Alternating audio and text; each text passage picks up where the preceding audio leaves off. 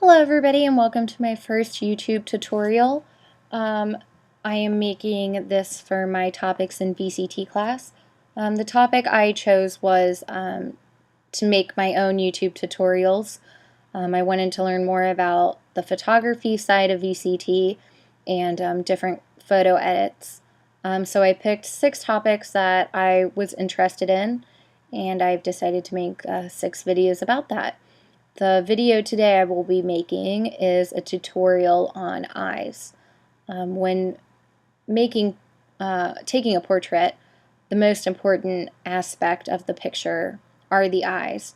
So I wanted to figure out a way to help draw in somebody to look at the picture a little bit more, and I wanted to do it without distorting the eyes themselves. I know there are a ton of different techniques to, change the iris color and, to use a lot of contrast to kind of boost them up, but I just wanted to do minimal edits to it to make it just pop a little bit more.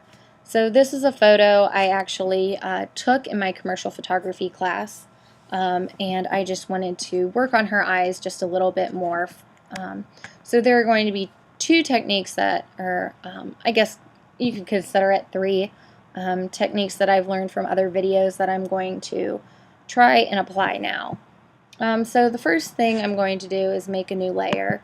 I do everything on different layers because I don't want to ruin my original image if, I do mess up drastically on one of these steps. I won't be ruining the original picture, and I can easily just go ahead and delete the layer and try again. So I'm going to rename this layer white because the first step we will be doing is removing some of the veins in her eyes. And I learned, a lot of people want to clone this perfect white spot over here and then put it on the eye itself, and that makes it look a lot less realistic and a lot more cartoon-ish. So what I like to do is I like to use the healing brush tool, and then I want to make sure it's applied to all layers. Other people do use the clone tool, but I just think the healing brush tool makes it look a lot nicer, a lot smoother, and a lot more realistic. So what I'm going to do is I'm just going to lightly come over here and just brush a little bit and just try to smooth out the redness without making, any drastic changes over here. And what's nice about, the healing brush tool is, it uses the pixels around it. Instead of just picking pixels out of thin air, making it look a lot nicer. So I'm going to go over here at my layer white, and I'm just going to turn off the eye and give you a little before and after. So there's the before, there's the after. Just looks a lot smoother and a lot more pleasing. Then we're just going to come over to this eye. She doesn't have many red veins on this eye. She's got a little one right here that I'm going to remove. Something else you can do is you can try to remove these unwanted eyelashes that are in the eye that kind of lead to distractions. So you can, try to do that.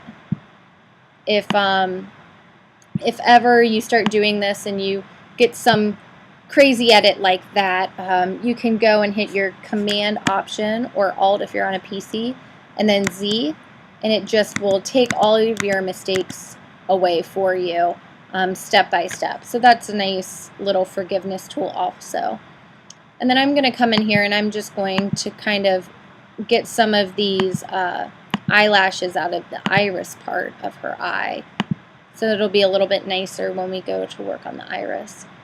And we'll do a little before and after of that eye also. So just got a little bit of that and that out of there. So what I'm going to do now is I'm going to head back to the first eye, and we are going to feather the iris. So what we're going to go ahead and do is use our ellipse marquee tool up at the top, and we're going to start off by making just an ellipse around the eye. Now, as you can see, her head is not straight on, so for me it's going to be a little bit more challenging because of the angle she's on. So to add on to my already existing ellipse, I just hold down my shift button and I can go ahead and make another ellipse. And I can do this as as many times as I need to until I get the area that I want.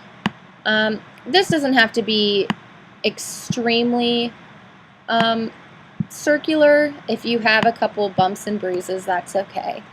Now over here we have too much white and we have too much of her forehead, so we're going to hit the Alt or the Alt button for PCs or Option for the Mac, and we're just going to go ahead and drag down and kind of make a mark to remove some of that ellipse circle that we do not need.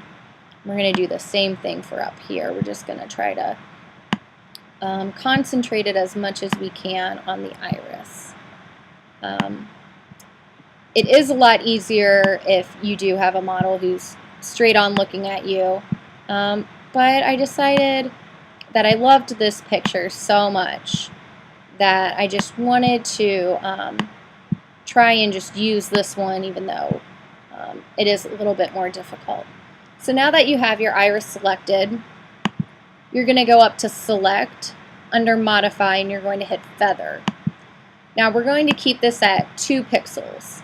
It's just enough to give the effect we need. And after we're done with that eye, we're going to come over and do this. Actually, we're going to come over here, and now we are going to hit on our background layer. And we are going to hit Command J to duplicate that layer that we just did. So we're going to make that eye 1 because that is our first eye. Then we're going to come over and we're going to do the same thing to her second eye.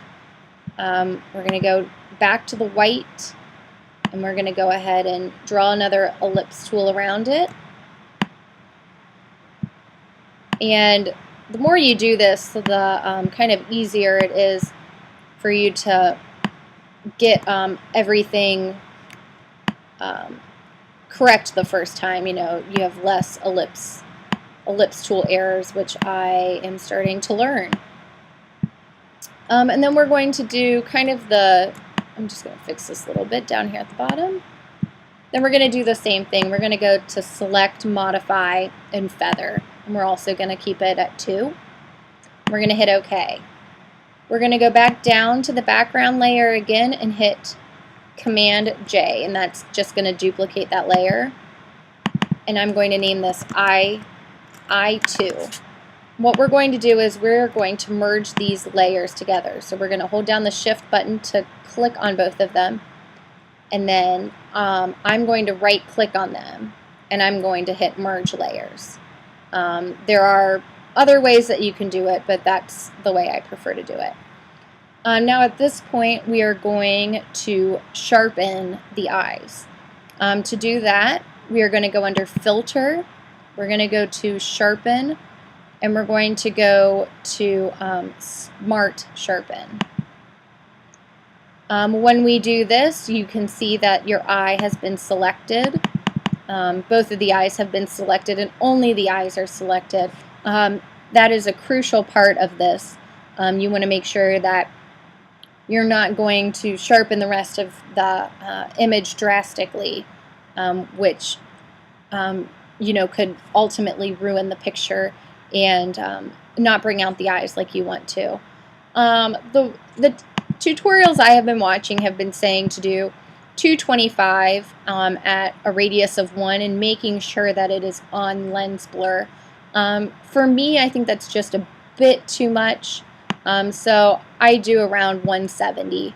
It still gives the effect drastically, but I think it's a lot softer, and I personally like it a lot better, but that's all up to you. You can decide if you want it more or less. So then you're going to go ahead and hit OK. And you might not be able to get the full effect looking at it small, but what I'm going to do is I'm going to zoom out a little bit, and you can see both of her eyes here, and I'm just going to turn off the layer and then turn it back on, and you'll be able to hopefully see that they're much brighter, and they really do draw your eyes in. So thank you for watching my first video, and there will be 5 more to come.